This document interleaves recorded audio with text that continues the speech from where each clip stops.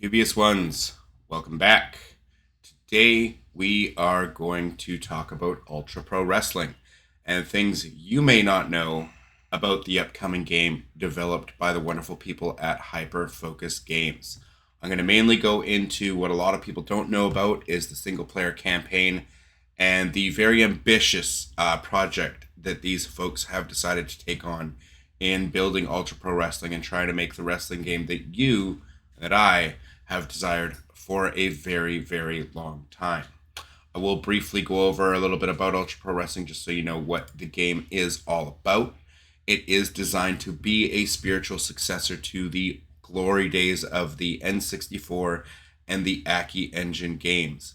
Thinking of virtual pro wrestling, thinking of WCW NWO World Tour, WCW NWO Revenge, WrestleMania 2000, No Mercy, all those fun classic games. And what they are aspiring to do is making a sequel in spirit, a spiritual successor to those games, and really make it have that Aki feel and do things the way they feel that Aki would have done them. So for the very base parts of what they are designing first, they are going to go in and specifically handcraft every single animation that was in every one of those wrestling games I mentioned.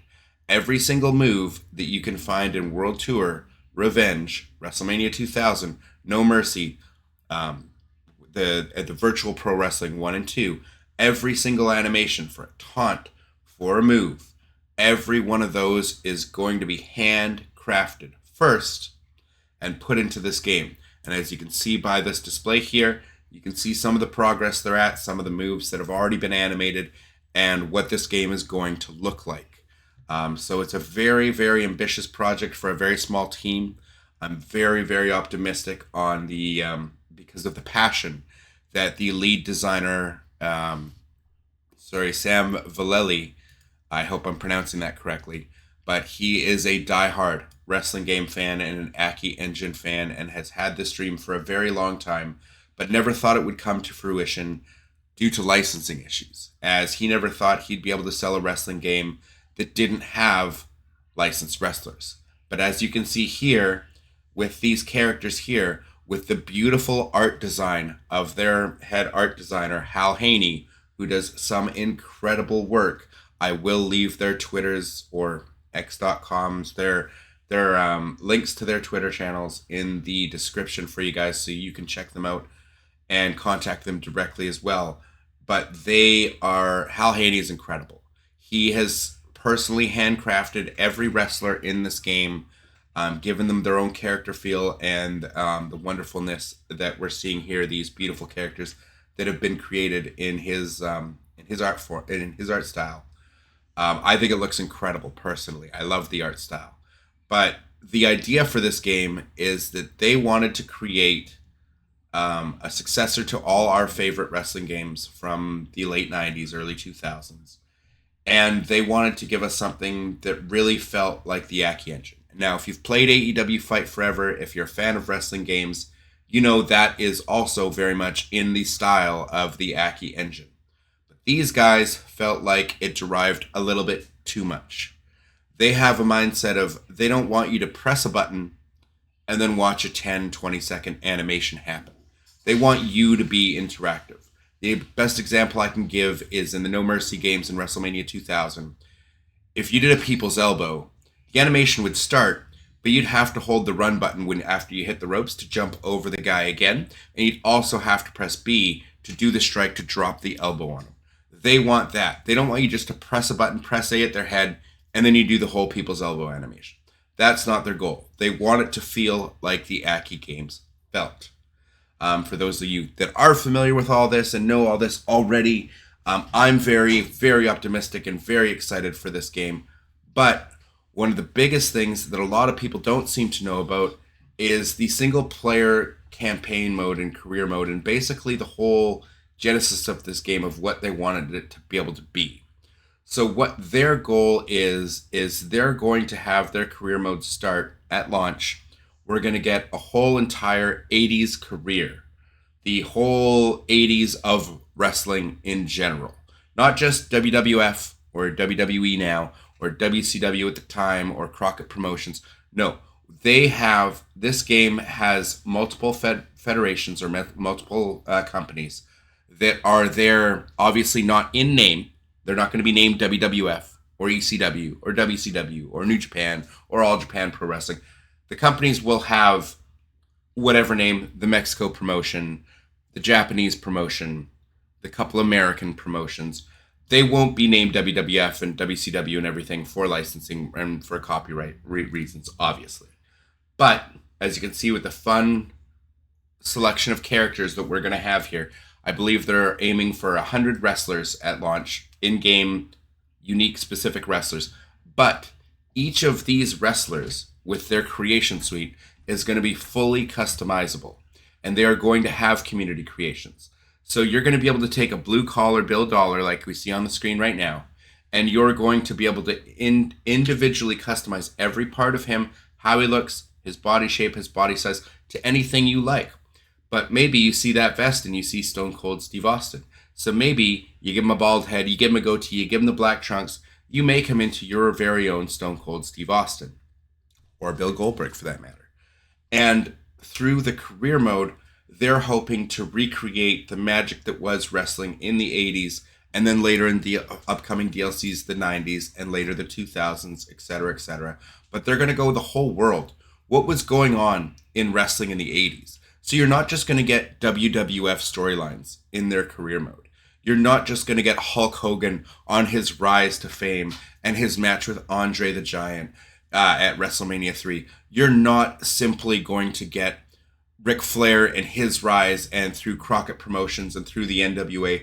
You're going to get all of it, which is why I think this is such an ambitious game. And as you can see right here, they're also going to have DLC of real wrestlers, as you can see like Matt Cardona right here, that I think the art style, I love it. I think it looks incredible. Those are going to be paid DLCs so that they can pay for the licensing for actual wrestlers as well. So you're going to get both. You're going to get the in-game made wrestlers as well as all this wonderful DLC as optional DLC. But the whole idea for this game was not for you to have to buy this DLC, but for you to be able to edit every in-game wrestler to look like who they're portraying in the story modes. So if you have a wrestler, say it's Blue Collar Bill Dollar, for example, the guy we saw in the trailer earlier on, if he's representing, say, Ric Flair, then in the 80s storyline, if you choose to play as him or you're having a feud against him and he's playing the role of Ric Flair, then you're going to go through the storylines that Ric Flair went through in the 80s. You're going to be playing through match types and through storylines that Ric Flair was in at those times. And you can edit Blue Collar Bill Dollar to look exactly like your Ric Flair. Now, what they've said is in the 90s, when they do a 90s DLC and they give you that expansion on the single player career, your Blue Collar Bill Dollar is still going to play the role of Ric Flair in the 90s. He'll still, in your career mode, be doing what Ric Flair was in WCW, when he moved to WWF, when he moved back to WCW, and the feuds he went on. And you don't have to change how he looks. You can play the game as you want. I think the in-game models that Hal Haney has created look incredible, and I'll probably have a few run-throughs without changing anybody. But each character that they've created will represent an actual real-world wrestler in storyline through your career modes. So that you know, if you know the stories and you know who's supposed to go where, you'll have a Ric Flair versus a Dusty Rhodes. You're going to have a Hulk Hogan versus an Andre the Giant. You're going to have, once they, later on in the later DLCs, when they bring out the 90s part of the career mode, you're going to have a Stone Cold Steve Austin representation, a Rock, a Triple H, a Kurt Angle, a Hulk Hogan, a Kevin Nash, a Scott Hall, the whole NWO storyline, all that stuff, as well as Japan, as well as stuff that was going on in Mexico. It's not just limited to North America either. It's going to have promotions from all over the world. And what we were told as well, as far as match types go, you're going to have your base set of match types that are available in the game at launch.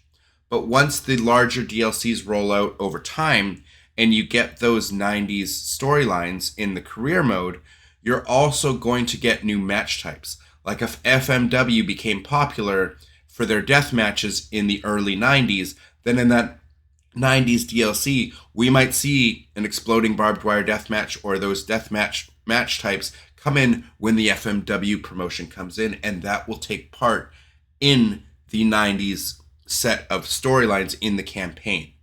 So it sounds incredibly ambitious, and I do have tempered expectations because this seems like such an ambitious endeavor.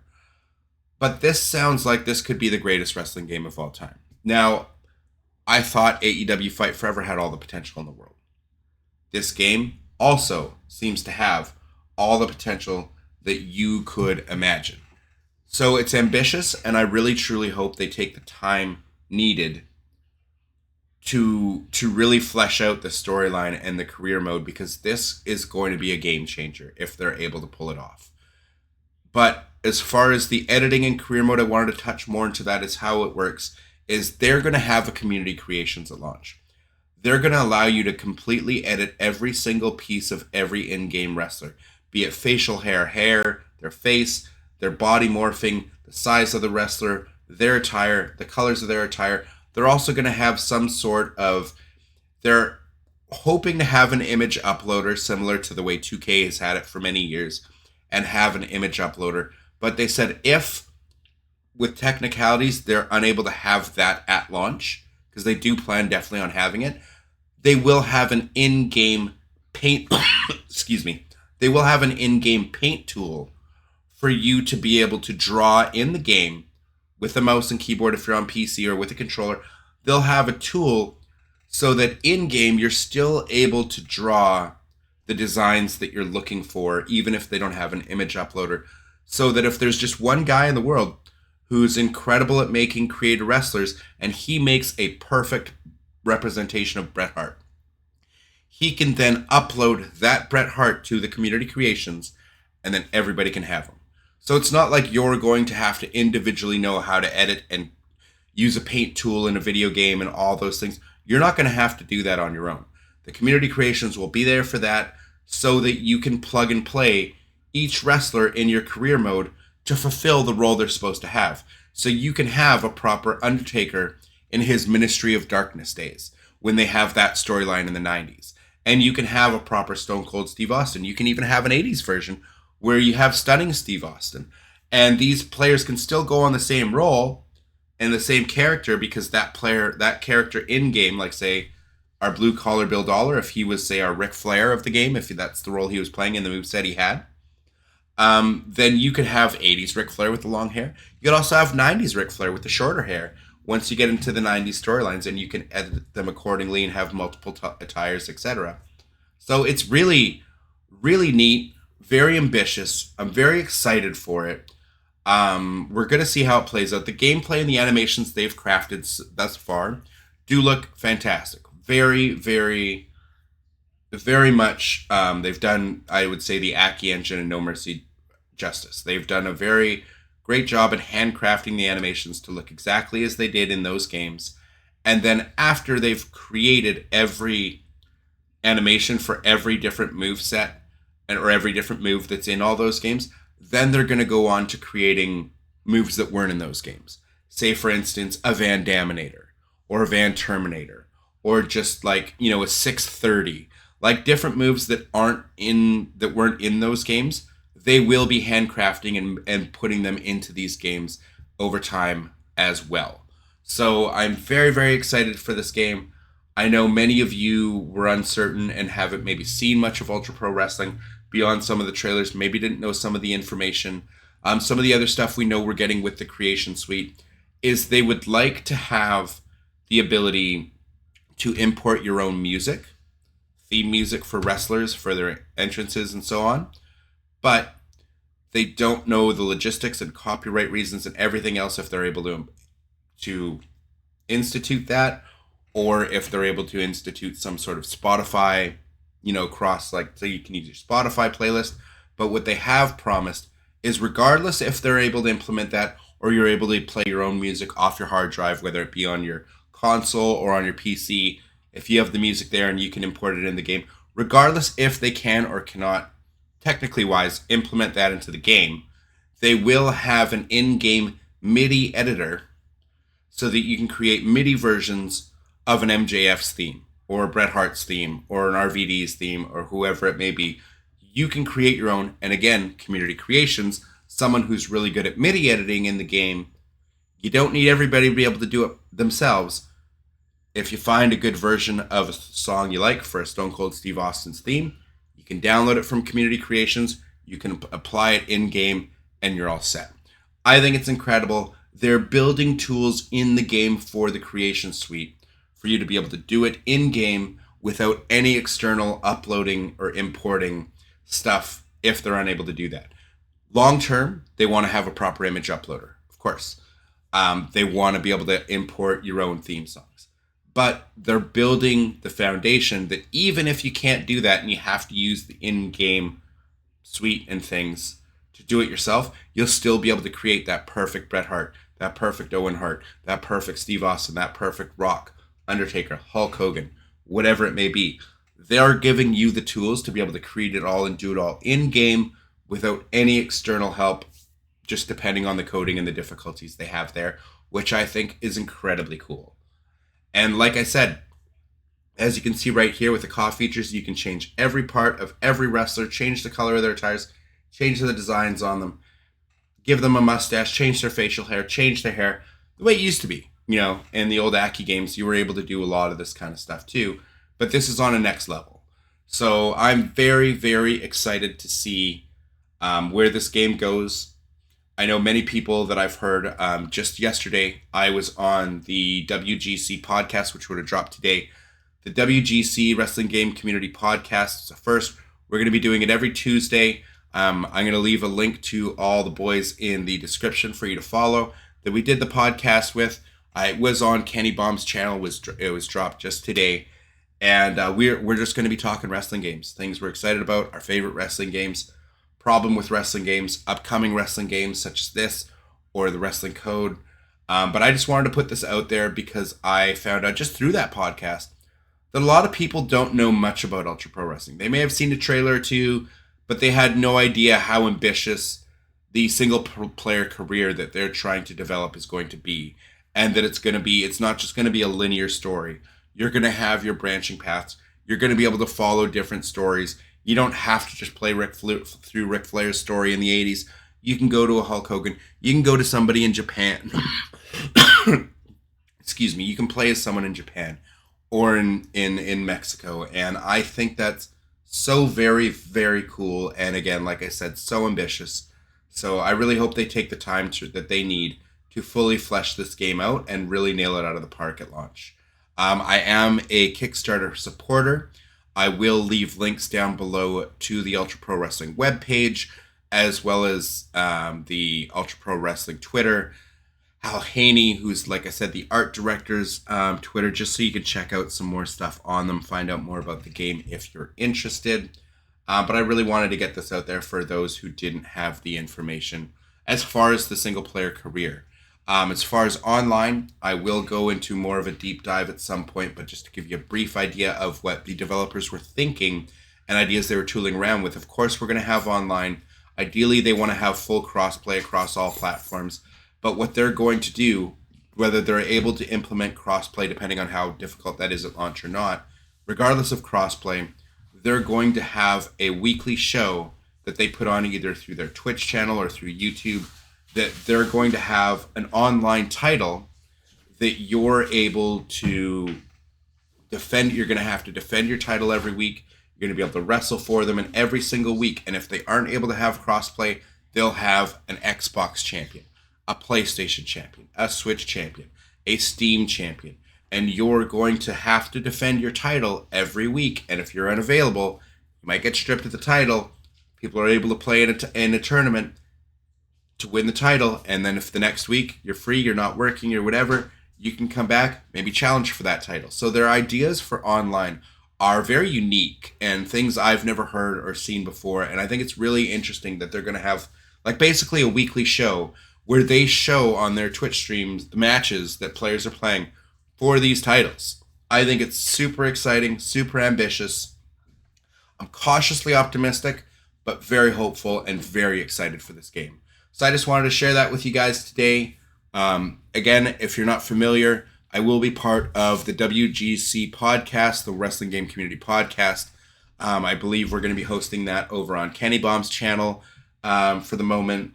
But you can check us out there every week, giving our opinions on wrestling games. And again, I will leave a link to all those boys' YouTube channels as well, so you're going to get a chance to subscribe to them and check them out as well.